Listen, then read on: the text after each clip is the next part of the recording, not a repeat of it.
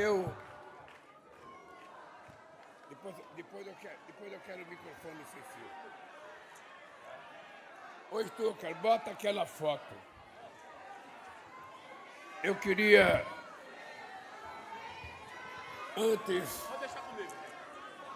antes de falar o que eu vou falar aqui, queria dar um conselho para o companheiro Edinho. Queria dizer para o companheiro Edinho que o discurso que você fez aqui,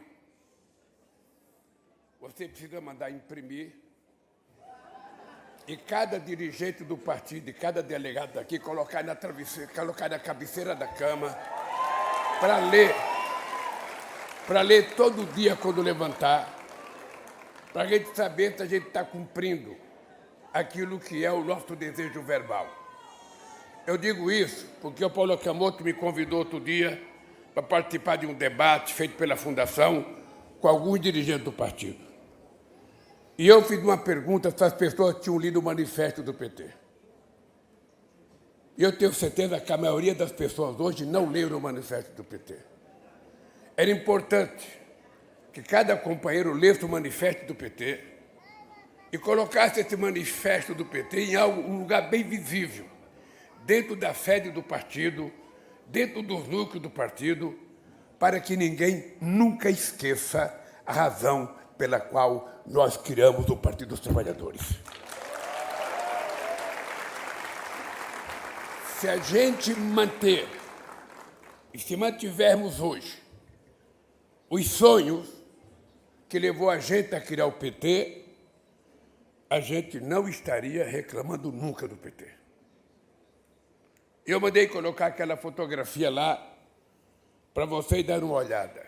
Ali, daqueles que ajudaram a fundar o PT, só tem vivo eu, o Olívio Dutra, o Hélio Dolly, que é jornalista aqui em Brasília, o Antônio Cara, que era deputado no Mato Grosso, o Ayrton Soares.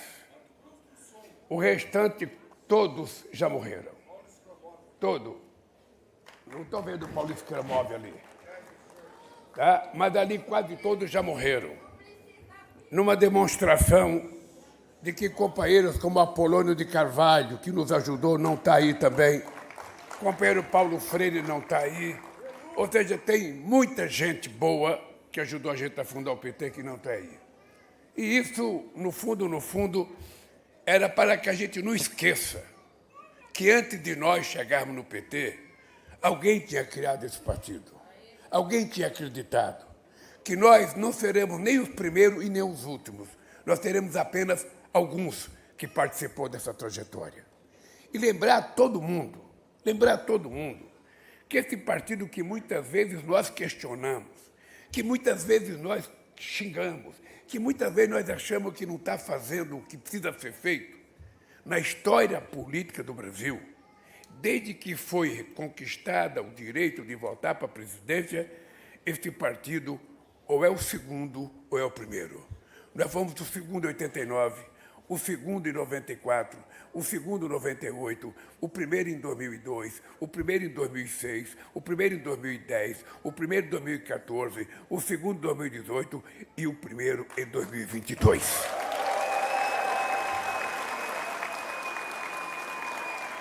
Isso é só para vocês terem noção do tamanho do partido que nós criamos. E que nós precisamos, daqui para frente, reparar erros que nós cometemos, para que a gente não cometa os mesmos erros.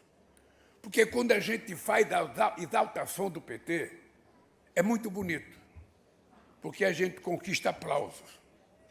Mas se a gente não também comentar os erros que nós fizemos, a gente pode continuar cometendo esses erros. E eu queria dizer para vocês que estou feliz que o companheiro Delúbio está presente aqui nesta plenária. Estou feliz, acho que o Vacari também está aqui nessa plenária. Acho extremamente importante a volta do Zé Dirceu para a direção nacional do PT. Acho que o companheiro Genuíno deveria estar nessa também, porque uma...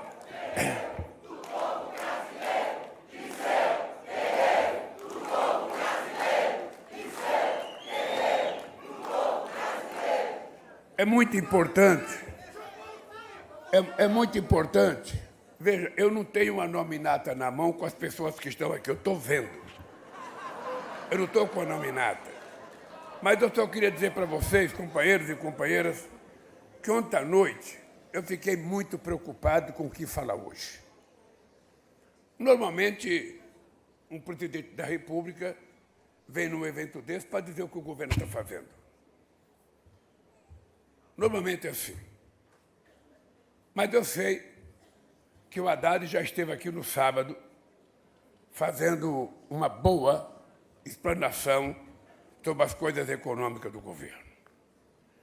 A Gleisi Hoffmann, na fala dela, disse uma série de coisas que o nosso governo está fazendo.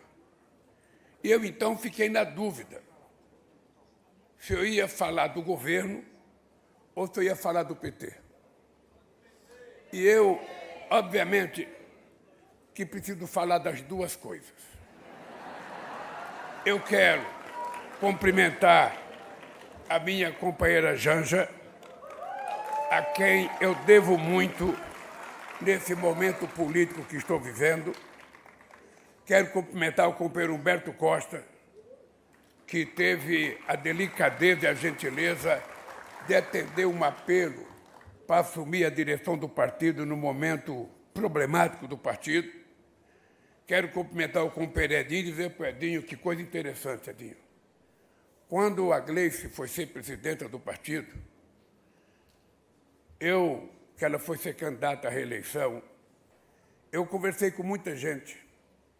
E muita gente dizia para mim: ô Lula, você não pode apoiar a Gleisi, porque a Gleisi ela só fala para a bolha dela. E é preciso furar a bolha. E eu perguntava o que é a bolha. A bolha era falar para nós do PT. E eu dizia, mas é importante que a liderança do PT fale para o PT. Depois que construir a confiança no PT, fale para os outros. E aqueles que discordavam da Gleisi ser a presidente, porque só falaria para a bolha, hoje reconhece que a Gleisi foi uma das melhores coisas que aconteceu na presidência do PT. A mesma coisa, quando o Edinho estava falando, eu estava pensando ali, e comentei com o Humberto Costa, se o Edinho tivesse feito esse discurso, nem o voto Pomar seria oposição a ele. Nem o voto Pomar seria oposição.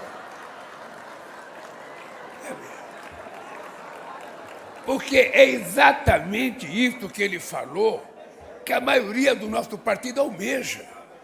Ô, gente, eu deixei de ser deputado em 1990. Eu não concorri à eleição para ser deputado, porque o PT, naquele momento, vivia uma crise de que só deputado mandava no PT, só deputado tinha direito no PT. Eu deixei de ser candidato à reeleição para provar para o PT que a gente não precisa do mandato para ser importante no PT. Nós temos que brigar.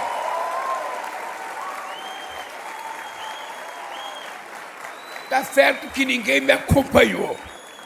Está certo que eu pensei que ia ter mais gente que me acompanhou, mas não acompanhou. Mas, de qualquer forma, eu quero dizer para vocês uma coisa interessante, inclusive aos deputados que estão aqui, às deputadas, aos senadores e senadoras, aos ministros que estão aqui. É muito difícil a gente deixar de reconhecer o valor das pessoas que compõem esse governo. Os que são do PT, os que não são do PT. Muitos deles votaram contra mim nas eleições de 2022. Não trabalharam comigo. Trabalharam contra. Agora, quando a gente tem um resultado eleitoral definitivo, é que a gente tem a radiografia, a ressonância magnética da verdade política. Porque na campanha eu só acho, na campanha eu só acredito, na campanha eu só penso. Mas quando termina as eleições, a gente tem a radiografia fiel do que foi a eleição. E nessa eleição, o nosso partido só elegeu 70 deputados de 513. É muita diferença. Se nós fôssemos bons, como nós pensamos que somos, a gente teria eleito pelo menos uns 140 ou 150. Mas não é um defeito só do PT, é de toda a esquerda. Se somar o PCdoB, o PSB, o PT, e vamos colocar o PDT no bolo, você chega a quantos deputados, Gleice? A 140, 130 deputados. De 513. De senadores de 81, o PT só elegeu 9. Essa ressonância magnética política é que norteia as ações políticas do governo. Quando eu tenho que mandar uma medida provisória para o Congresso Nacional, um projeto de lei, eu tenho que mandar sabendo o meu número de votos que eu tenho lá. Eu tenho que saber. E se depender só de nós, a gente não aprova nada. Se depender só daqueles que apoiam a gente também não aprova nada. E a arte da política é que é importante você convencer quem não pensa igual a gente a votar nas coisas que nós mandamos. E muitas vezes na política, vocês acham que é derrota, mas a gente aprovar uma política tributária como nós aprovamos, num Congresso totalmente adverso, e aprovar uma política tributária que estava esperando há 40 anos. Há 40 anos. Nem o MDB, quando tinha 333 parlamentares e quando tinha 23 governadores, conseguiu aprovar uma política tributária. E nós conseguimos a proeza de aprovar essa política tributária. Com muita conversa, cedendo muitas coisas. Mas se não for assim, você não faz política e você não governa. A gente pode ser principista quando a gente é candidato, mas quando você ganha, você tem que cair na real. Senão você não governa. Olha, eu não preciso saber se o presidente da Câmara gosta de mim, se o presidente do Senado gosta de mim. Eu tenho que saber que ele é presidente de uma instituição que deu a ele a legalidade de ser eleito e que, portanto, eu preciso mais dele do que ele de mim. E eu, então, preciso conversar. Eu preciso conversar porque ele ocupa um posto importante. E é essa coisa que nós temos feito, e graças a Deus, muita gente tinha medo que a Gleice assumisse. Veja que engraçado, Gleice. Muita gente, quando eu disse que a Gleice ia ser minha ministra de Relações Institucionais, muita gente achou que eu era louco. Ô Lula, você está colocando a pessoa que pensa exatamente antagonicamente o que você pensa na relação com o Congresso. Ela critica muito o Congresso. Eu posso dizer, não sei se o Padilha está aqui, não sei, o Jacques Wagner também não está aqui, outros que já foram, posso dizer, com apenas poucos meses na secretaria, a Gleice será a melhor ministra das Relações Institucionais do Brasil.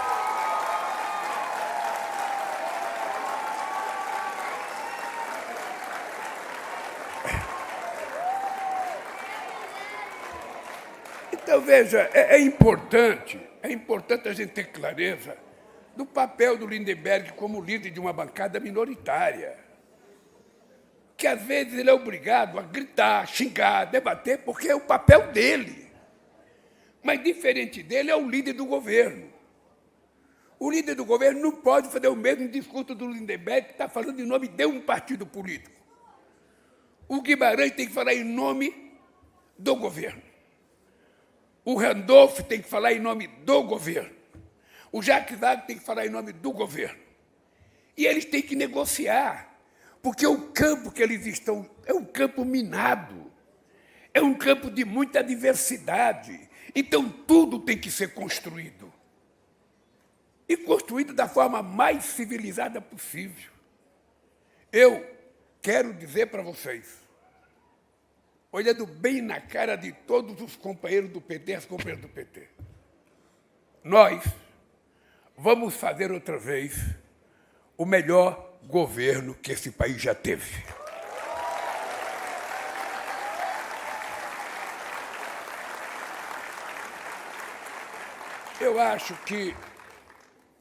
Eu acho que vocês precisam receber as informações corretas diariamente. E hoje é possível receber comunicações diariamente. É só vocês entrarem no Comunica BR. Todo mundo tem qualquer informação do PT. Se você, Odécio, ainda mora em Blumenau, que não mora mais, se você mora e que você quiser saber o que tem de médico, de dentista, de Bolsa Família, de pé de meia na sociedade, você vai saber em tempo real. Você não tem que ficar procurando. Entre no Comunica BR. Que todo mundo vai ter da cidade menor à cidade maior. As pessoas não têm noção de quantos pés de meia tem em São Paulo. Tem mais de 400 e poucos mil estudantes recebendo só na capital. Então, se nós não soubermos, nós não temos, porque é muito difícil para um partido de esquerda, Edinho, é muito difícil. Quando a gente defende vários princípios, quando a gente vai anunciar uma coisa boa, as pessoas estão sempre cobrando, sabe, aquilo que falta. As pessoas nunca agradecem aquilo que conquistou. Sabe, é uma necessidade de mostrar que é mais radical do que a proposta. É uma necessidade, é uma coisa maluca, coisa que o governo não tem que fazer. O governo ele tem que fazer aquilo que pode fazer. Por exemplo, nessa briga que a gente está fazendo agora com a taxação dos Estados Unidos, eu tenho um limite de briga com o governo americano. Eu não posso falar tudo o que eu acho que eu devo falar, eu tenho que falar que é possível falar. Porque eu acho que nós temos que falar aquilo que é necessário. A coisa que me norteia é a frase do Chico Buarque. Eu gosto do PT porque não fala fino com os Estados Unidos e não fala grosso com a Bolívia. A gente fala em igualdade de condições com os dois. Essa que é a lógica da política. E eu, companheiros, nesses 2 anos de mandato, presta atenção numa coisa.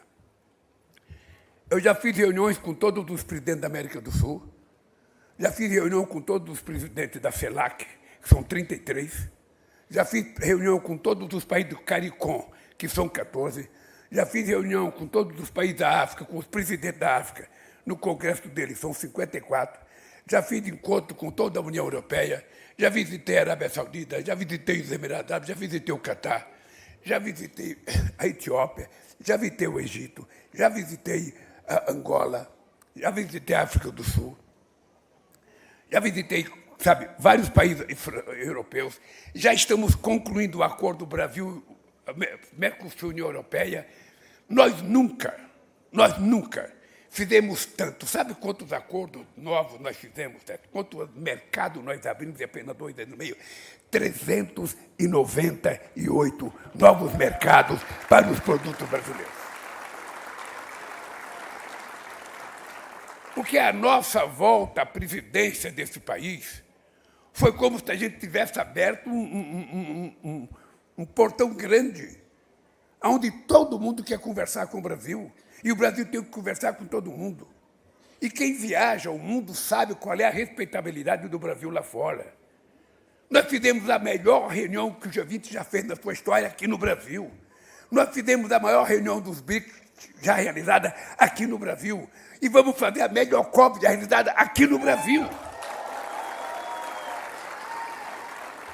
E isso começa a assustar as pessoas que acham que são donas do mundo. Como é que aparece um país que até ontem era tratado como se fosse uma republiqueta de banana, querendo falar grosso? Querendo dizer que é preciso criar uma moeda de comércio para não ficar tudo dependendo do dólar. Como é que aparece um país que fica ousando a desafiar, sabe, a grande potência? Nós não queremos desafiar. Nós apenas queremos dizer, eu quero passar. Eu quero passar. É só isso. Então, companheiros, eu queria, antes de entrar no PT, dizer para vocês que eu, pessoalmente, estou muito, muito feliz com aquilo que nós estamos fazendo. Até o meio do ano, eu dizia para todo mundo. As pessoas diziam, não, mas a pesquisa está mostrando que o governo não tem credibilidade. Eu dizia, está certo, a pesquisa está certa, porque o que nós fizemos não chegou para ninguém ainda.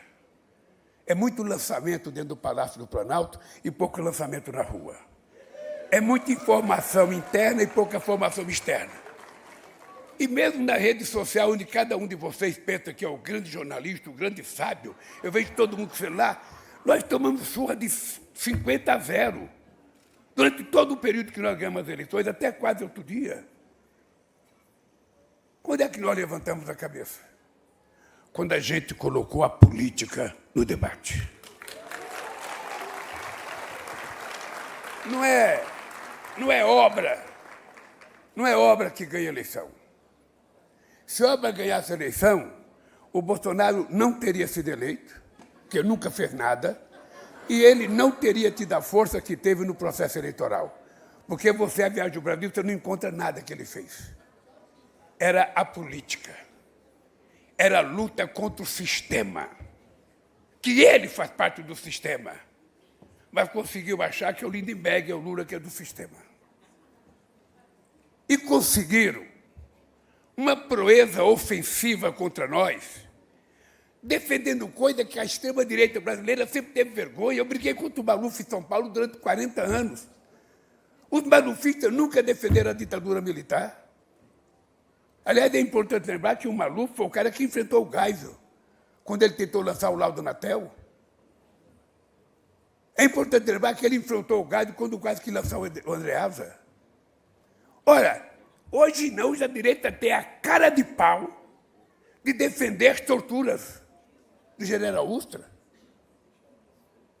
Tem a defesa, sabe, da questão das mulheres, da questão dos negros, dos sindicalistas. 4 anos sem receber um sindicalista nesse país. Tudo isso aconteceu para que a gente aprenda o seguinte, o valor da democracia, que muitas vezes a gente não dá valor. Na vida também a gente só dá valor quando a gente perde as coisas. E todo mundo viu o que aconteceu nesse país em 4 anos. 4 mais 3 do Temer. Quase todas as políticas sociais que nós fizemos desapareceu. A quantidade de mistérios, está aí a nossa querida Macaé, sabe? Ministra dos Direitos Humanos, que não foi citada porque não estava sentada aí também, quando a mesa estava apresentando. Ou seja, nós estamos tentando recuperar a civilidade desse país. E ainda, Paulo Okamoto, você que está na fundação, falta muita coisa para a gente fazer. Ou seja, é preciso fazer, sabe, com que o povo compreenda uma narrativa sobre o que é a democracia. Porque a democracia, para o povo, nós temos que ser claro. Não é ele ter o direito de votar, não é ele ter o direito de escolher um deputado. Isso é importante. Mas a democracia tem que dar para o povo alguma coisa prática, material. Ele quer trabalhar e ter um bom emprego, ele quer comer e ter boa comida, ele quer morar e ter boa moradia, ele quer estudar, ele quer ter lazer, ele tem que ter acesso às coisas. E eu estou muito orgulhoso, meu companheiro Wellington, muito orgulhoso, porque sair do mapa da fome em apenas 2 anos e meio de governo é uma proeza.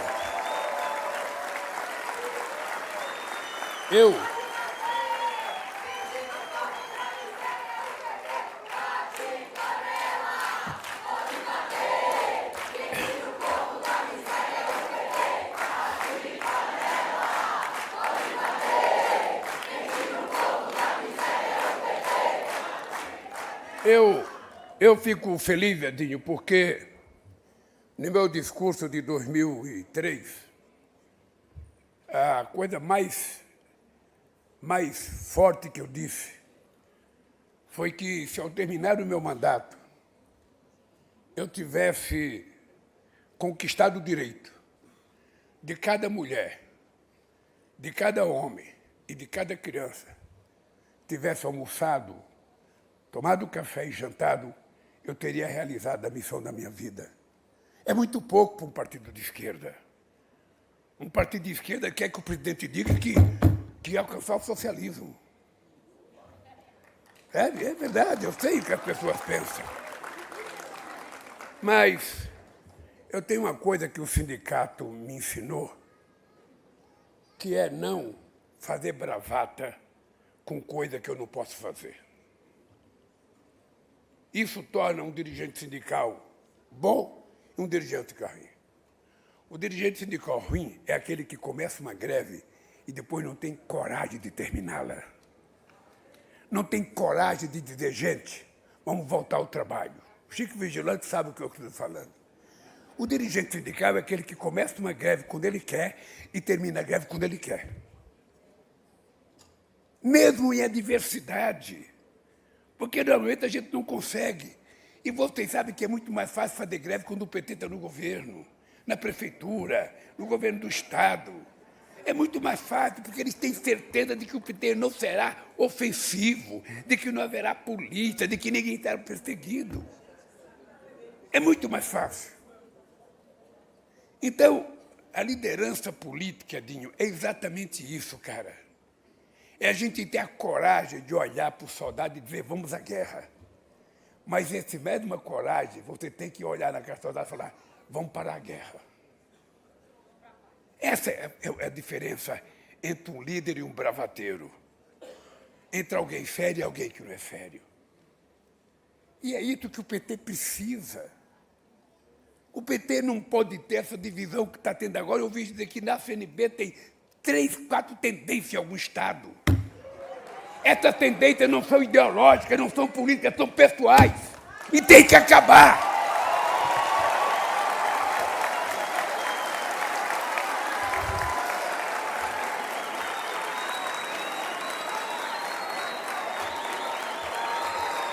Tem que acabar, não é possível. Quando você vai perguntar qual é a tendência é uma picuinha entre a relação pessoal das pessoas. E o partido não pode ser vítima disso.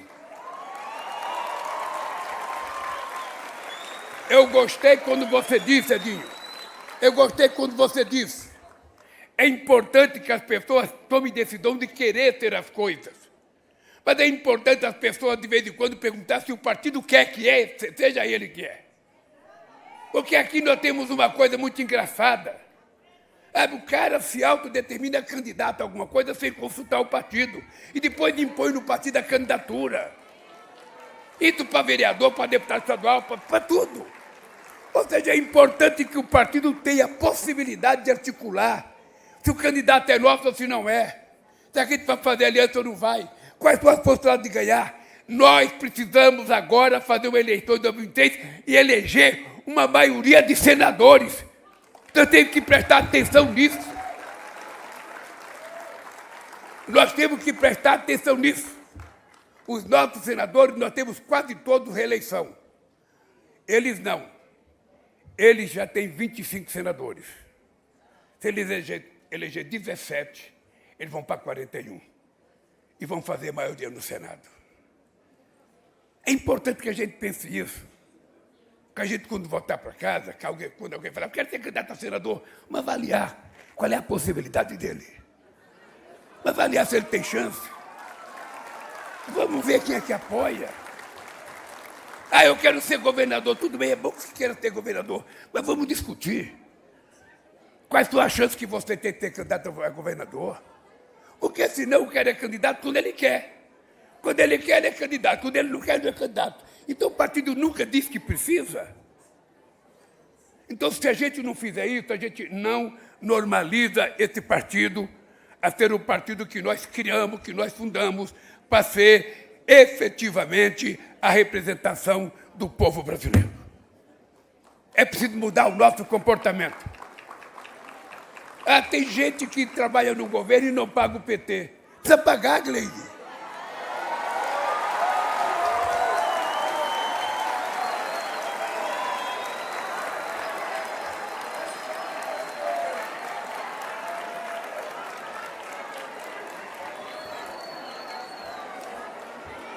Sabe? Não. Se tiver ministro que não paga o PT, que for do PT, é só me dar a relação, Gleido. Sabe? Porque não tem sentido. Não, hoje, se a gente for analisar corretamente, um deputado é mais forte que o partido. Em se tratando de eleição, um deputado é muito mais forte que o partido. Porque o deputado recebe 40, 50, 60 milhões de emenda, sabe? E fica fazendo acordo com o vereador, acordo com o prefeito, acordo não sei com quem, e o partido mendigando a eleição de alguém novo, que não pode nunca ser candidato. Sabe?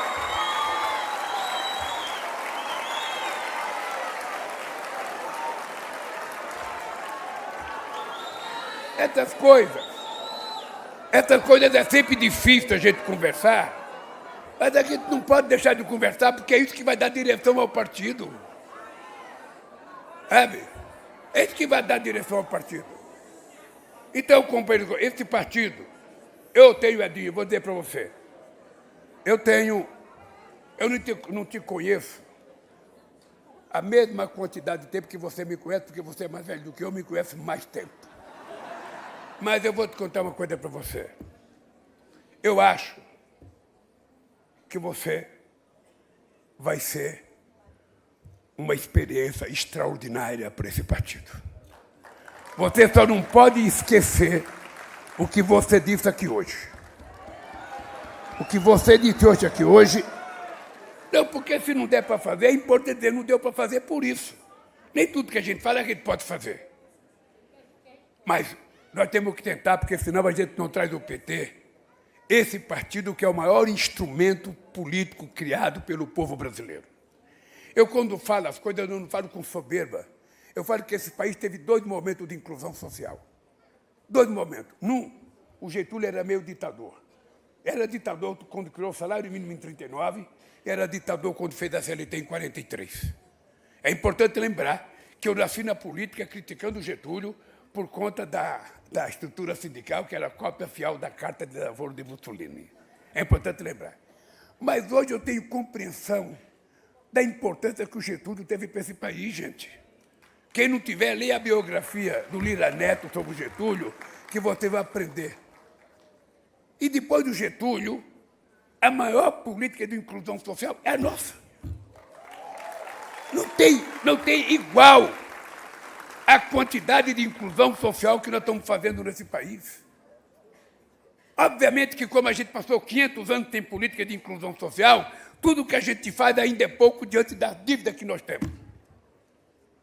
Mas nós temos que sempre analisar se a gente pode ou não. Vocês sabem quantas vezes a gente tem que conversar com as pessoas para aprovar uma isenção de imposto de renda até R$5.000? Você sabe quantas pessoas a gente tem que conversar? Você sabe quantas pessoas a gente tem que conversar para provar que quem ganha acima de R$1 milhão pode pagar um pouquinho? Porque quem vai votar não é as pessoas que ganham aqui até 5. Quem vai votar são as pessoas que ganham mais. E é toda uma engenharia, um jogo de paciência. Você veja o negócio. Alguns companheiros do PT não queriam que eu vetasse esse aumento de deputado na Câmara. E eu vetei porque não é disso que o Brasil está precisando, gente. Não é disso que o Brasil está precisando. Sabe? Ora, se tem que mudar para se adequar à pesquisa do IBGE, dentro dos 513, a gente tem que o adequar. Um estado vai perder outro, vai ganhar outro. Qual é o problema? Eu vetei, e o Congresso tem o direito de derrubar meu veto. Vamos ver o que vai acontecer. Então, o PT, vocês têm que compreender isso. O PT, com todos os defeitos que a gente acha que tem, ainda é a melhor coisa que nós fomos capazes de criar em 500 anos de país.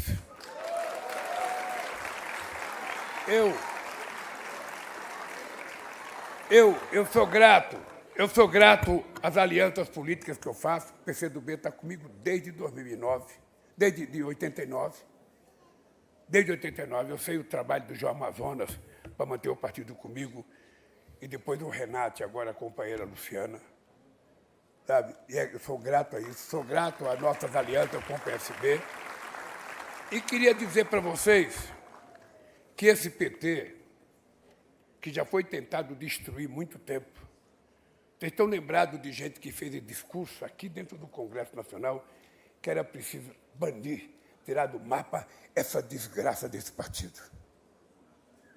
Vocês estão lembrados do que aconteceu conosco, com o Mensalão?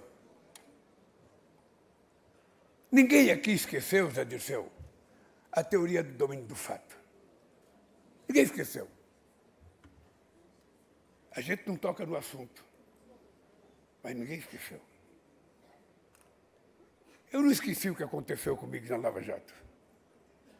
Mas eu não posso voltar para governar com o coração magoado, com ódio, tentando me vingar de ninguém, não. Eu fui eleito para governar para esse povo e não para...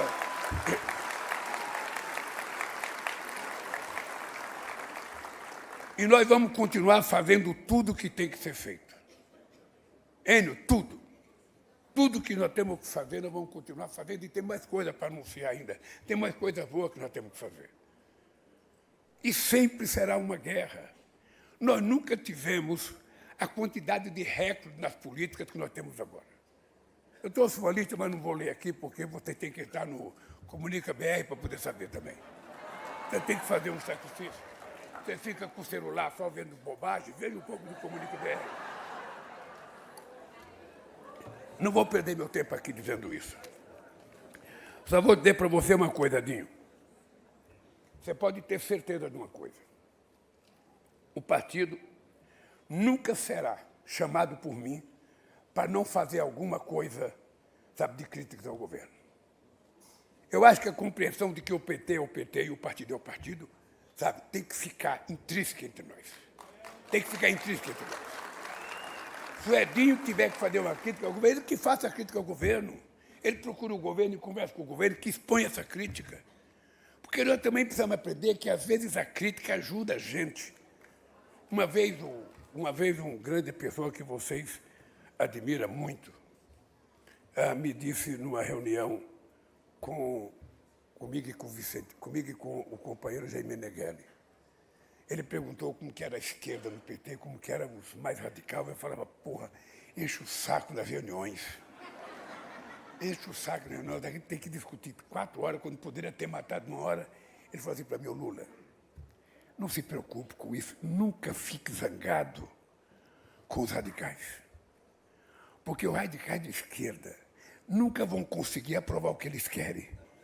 Mas eles também não vão deixar você aprovar o da direita. Você vai sempre ficar no caminho do meio, tentando fazer as coisas que é possível fazer.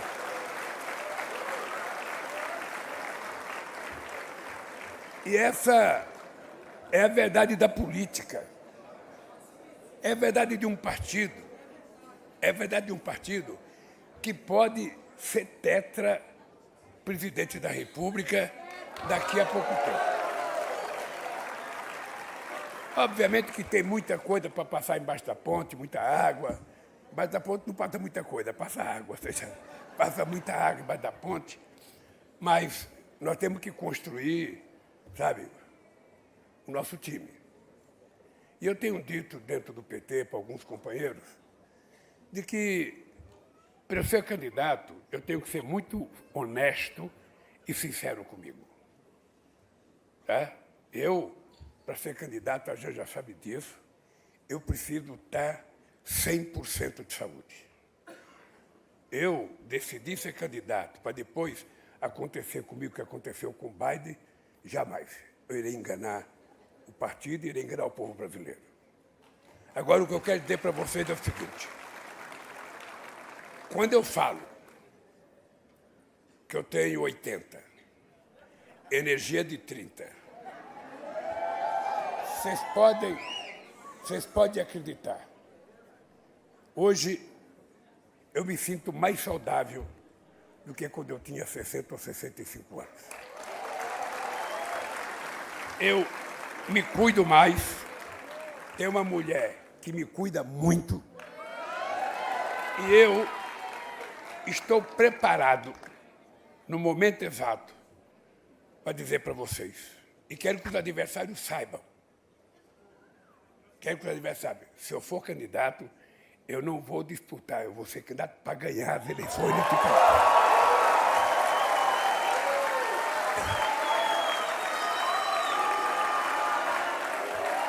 Mas,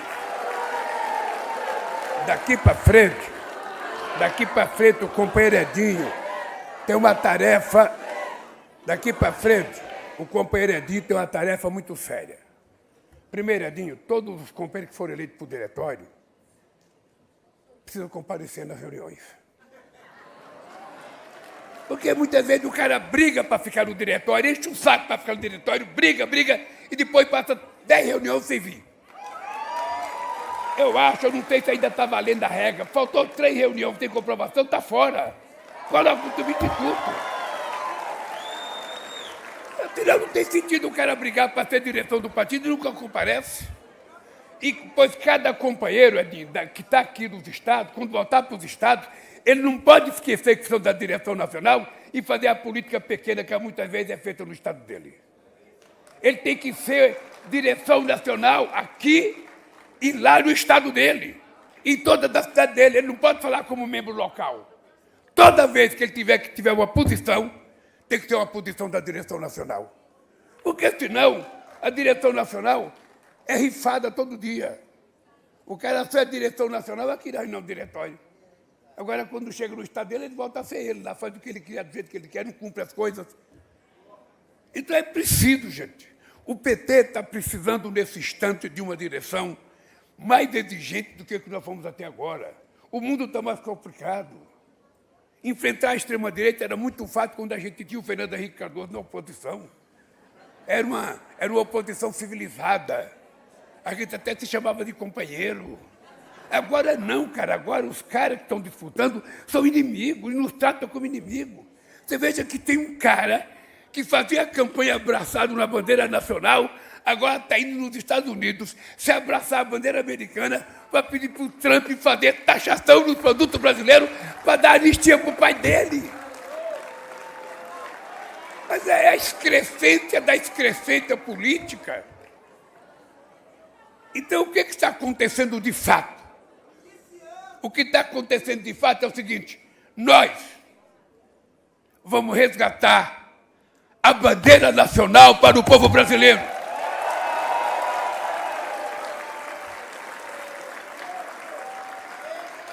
Vamos resgatar a camiseta da seleção brasileira para o povo brasileiro. Não é possível que fascistas, nazistas fiquem desfilando com as cores nacional, contando mentira e traindo a pátria. Porque Tiradentes foi traído por Joaquim Tiverio dos Reis, sabe por quê? Queria fazer a independência de Minas Gerais. Ele traiu um homem. Eles estão traindo o povo brasileiro. Renunciar ao mandato de deputado para ir lá, ficar lambendo as botas do Trump e pedindo para ele taxar o Brasil mais alto, o máximo que puder. E nós precisamos dizer, nesse país aqui, a gente tem muito defeito. Mas quem é brasileiro e quem defende esse país somos nós, o povo brasileiro. E disso nós não abrimos mão. Por isso, gente, eu quero terminar. Sem anistia! Sem anistia! Olha, sem anistia! deixa eu dizer uma coisa para vocês sobre esse assunto. Deixa eu dizer para vocês uma coisa sobre esse assunto. O Brasil, hoje, não é tão dependente como já foi dos Estados Unidos. O Brasil tem uma relação comercial muito ampla no mundo inteiro. A gente está muito mais tranquilo do ponto de vista econômico. Mas, obviamente, que eu não vou deixar de compreender a importância da relação diplomática com os Estados Unidos, que já dura 201 anos. Eu não vou esquecer que eles também já deram o golpe aqui. ajudaram a dar golpe. Mas o que eu quero saber é daqui para frente o que é que eu faço. E daqui para frente eles têm que saber que nós temos o que negociar. Nós temos tamanho, nós temos postura, nós temos interesses econômicos e interesses políticos para negociar. Eu não vou abrir mão de achar que a gente precisa procurar construir uma moeda alternativa para que a gente possa negociar com os outros países. Eu não preciso ficar subordinado ao dólar. E eu não estou falando isso agora, não. Em 2004, nós fizemos isso com a Argentina. Em 2004. Agora, nós queremos negociar. Nós queremos negociar igualdade de condições. Negociar igualdade de condições. Os Estados Unidos é muito grande, é o país mais bélico do mundo, é o país mais tecnológico do mundo, é o país maior econômico do mundo. Mas tudo isso é muito importante. Mas nós queremos ser respeitados pelo nosso tamanho. Nós temos interesses econômicos, temos interesses estratégicos, nós queremos crescer. E nós não somos uma republiqueta. Tentar colocar um assunto político para nos taxar economicamente é inaceitável. É inaceitável. Eu acho que um presidente da República pode taxar o que quiser. Aqui no Brasil, é importante vocês saberem, de vez em quando eu me reúno com o Alckmin, talvez me reúno com a Haddad, para a gente aumentar a taxa de algum produto que a gente importa de algum outro país. E a gente aumenta no máximo aquilo que a OMC permite que aumente 35%. Agora ele extrapolou os limites, porque ele quer acabar com o multilateralismo. Ele quer a volta da negociação, sabe, país com país. Ou seja, você negociar, um país pequeno, negociar com os Estados Unidos, é como um trabalhador de uma fábrica que tem 80 mil trabalhadores negociar sozinho com o patrão. O acordo é leonino, não vai ganhar nada. Então, o que nós queremos, na verdade, é o seguinte: nós estamos trabalhando, nós vamos ajudar nossas empresas, nós vamos defender os nossos trabalhadores e vamos dizer o seguinte: olha, quando quiser negociar, as propostas estão na mesa. Aliás, já foram apresentadas as propostas pelo Alckmin e pelo Mauro Vieira. Então, é simplesmente isso. Eu vou continuar daquele mesmo jeito. Eu não estou disposto a brigar nem com o Uruguai, nem com o Paraguai, nem com a Venezuela, nem com a Bolívia, nem com a Nicarágua, nem com ninguém. Esse país é um país de paz. Esse é um país, sabe, em que as pessoas querem progredir. Nós queremos crescer economicamente. Nós queremos fazer com que o nosso povo tenha um padrão de vida mais digno, tenha mais estudo, tenha mais cultura, mais lazer. É isso que nós queremos. Nós não queremos confusão. Então, quem quiser confusão conosco, pode saber que nós não queremos brigar. Agora, não pensem que nós temos medo. Não pensem. Eu, companheiro Edinho, quero que você saiba que daqui para frente eu espero que você tenha uma interlocução comigo diretamente e com os ministros que você quiser conversar. Não tem tabu, nem com você, nem com outro partido. Estamos dispostos a conversar. Você deveria ter dito aqui que está propondo e nós vamos anunciar a Universidade de Esporte aqui nesse país. E vamos anunciar também a Universidade Indígena nesse país.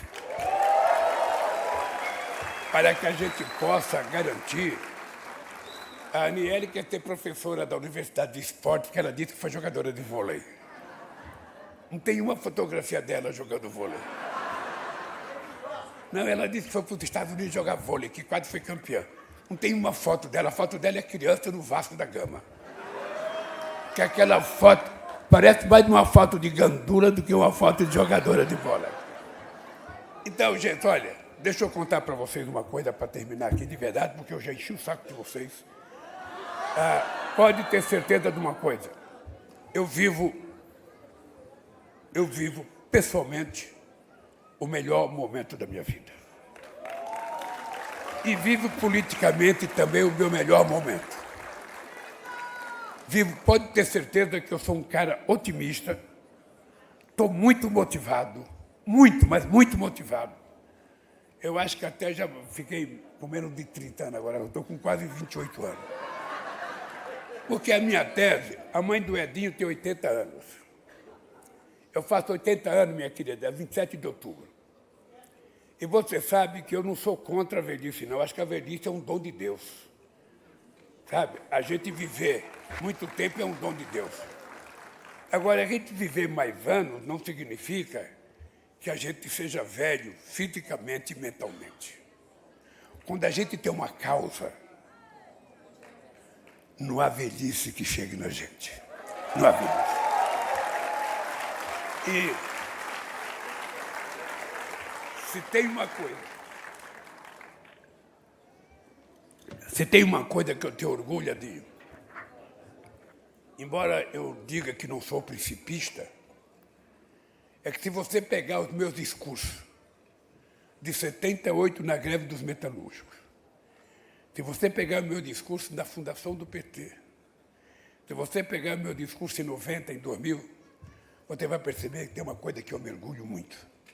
É a minha coerência de saber aonde eu nasci, saber de que lado que eu estou e saber para onde eu vou quando eu deixar a presidência da República. Tenho orgulho. E vou contar para vocês uma coisa que eu já contei. Quando eu fui enviar em 2003, era a primeira vez que o Brasil era convidado para participar de um G7. Eu cheguei na reunião, tinha uma sala de vidro, parecia um aquário, e estava lá todas as personalidades grandes que eu via na televisão. Bush, Gordon Brown, não, Tony Blair, sabe, o Prodi da Itália, estava lá o rei da Arábia Saudita, estava lá o Fox do México, estava o Schröder da Alemanha, estava lá todos os grandes presidentes do mundo, e eu falando o que eu vou fazer aí. Aí chega um cara e fala assim para mim, fala para o Sérgio, que não podia entrar ninguém, eu sozinho. Eu falei, porra, o cara falou, não pode entrar ninguém, tem que ser você sozinho. Eu do lado de fora, estava com 6 meses na presidência da República, Valmir, 6 meses, com meu cursinho de diploma do Senai embaixo do braço. E eu falei, pô, eu não entendo uma palavra em inglês, não entendo uma palavra em espanhol. Eu só falava cueca-cuela. E depois eu percebi que não era. Aí eu fiquei olhando para a cara dele, eu falei assim, pô, aqui, qual desses caras já passou fome? Qual desses caras foi comer pão com 7 anos de idade? Qual desses caras já ficou desempregado? Qual desses caras conhece um chão de fábrica? Qual desses caras já teve enchente na sua casa de 1,5 metros de água dentro da sua casa? Qual desses caras já acordou à noite com rato, barata, sabe, tentando subir na cama? Eu falei, nenhum deles. Sabe, eu aqui sou mais eu. Eu vou entrar, é eles que têm que ouvir. É eles que têm que ouvir a minha experiência e não eu ouvir a experiência deles. E é por isso que eu não esqueço. Eu nunca esqueço de onde eu vim e para onde eu vou. E nunca esqueço. Eu sei que eu dei muito ao PT, mas eu sei que sem o PT eu não seria ninguém. Porque o PT é efetivamente a mola propulsora que me faz ter essa crença. O PT é exatamente um instrumento político que faz com que eu acredite que é possível. E é graças a essa tenacidade de vocês. É graças ao apoio dos companheiros dos outros partidos de esquerda. É graças ao apoio de muita gente da sociedade brasileira que eu acredito que nós nunca mais vamos permitir que alguém de extrema-direita, com a cabeça e tendência fascista, volte a governar esse país. A democracia ela exige alternância de poder. É muito importante que tenha alternância de poder. É muito importante que troque as pessoas que governam de quando em quando, porque se a gente ficar muito tempo, também a gente fica viciado fazendo coisa errada. Um ditador começa a surgir depois de muito tempo que alguém fica no governo. Mas é muito tempo que a gente volta a conquistar a democracia. E eu queria, Paulo Okamoto, que nos cursos que você faz na Fundação, na política que você faz hoje, Edinho, é preciso, além da democracia, a gente colocar uma palavra muito forte, que é a palavra soberania. O povo tem que saber o que é soberania e cabe a todos nós dizer. Por isso, companheiros e companheiras, Eu nasci na política dizendo que um elefante assusta muita gente, dois assusta muito mais. Agora eu quero dizer para vocês, se eles não estão contentes com o que a gente está fazendo em apenas 3 mandatos, se preparem, porque pode ter o 4º mandato já no ano que vem. Um abraço, gente, boa sorte ao nosso partido e que Deus nos ajude. Aqui. Brilha nossa estrela, Lula lá, renasce a esperança, Lula lá, o Brasil criança, na alegria de se abraçar, Lula lá, com dignidade, Lula lá, o Brasil merece outra vez oportunidade pra sorrir e brilha nossa estrela.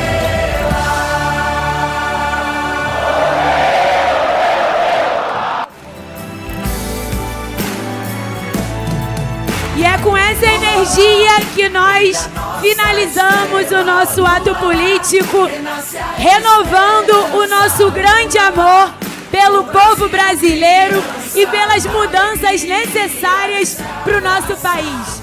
Muito obrigada a cada militante do Partido dos Trabalhadores e das Trabalhadoras por estarem aqui conosco nesse dia histórico.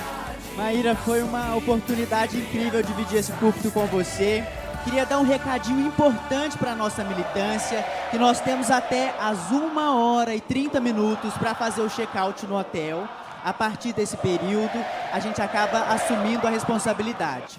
Pessoal, bom domingo para todos e para todas, bom retorno para suas cidades e viva o Partido dos Trabalhadores!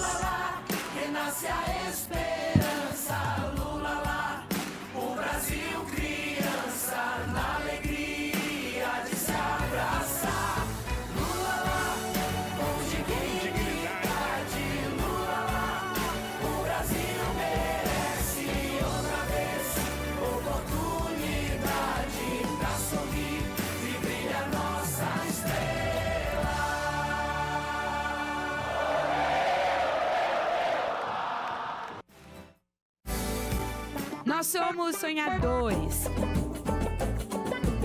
somos otimistas,